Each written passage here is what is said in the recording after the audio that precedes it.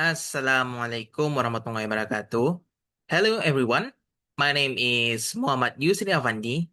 Now, I would like to explain my research proposal titled Euphemism in Selected Short Stories from Modern Short Stories in English by Robert J. Dixson, a descriptive analysis. For the duration is very short, at least 3 minutes. Okay, first, uh, I would like to overview the chapter 1 to chapter 3. So, first, chapter 1 introduction. Why this research need to be conducted? In life, we often face taboo topics, things that are sensitive or rude to say directly, like death, poverty, or failure. To stay polite, we use euphemism, which means using soft words to replace harsh words. I want to find out what type of euphemism are used in these stories and how they help convey meaning without being offensive. This study is important because it helps us understand the art of politeness in English literature. Move to chapter 2 review of related literature. First, theory. To analyze this, I use a field of study called pragmatics. It is the study of how context affects the meaning of what we say.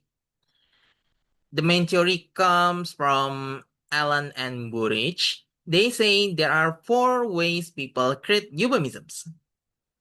First, figurative expression, using metaphor example, celestial lion instead of popular person.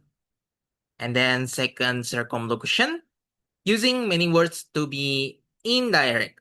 And then third, omission, leaving out words to avoid a direct hit. And then the last or fourth, hyperbole, exaggerating to soften a reality. By using these theories, I can categorize the polite expressions found in the characters' dialects.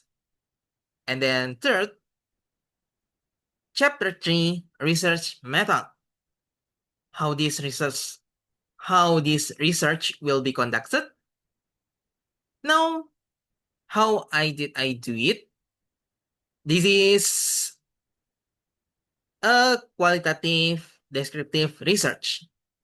I didn't use numbers, but I analyze the data about sentence and meanings. My data comes from 9 selected source stories in Dixson book. I read the stories, identified the euphemisms, and put them into a data sheet. For the analysis, I use a method by Miles and Haberman.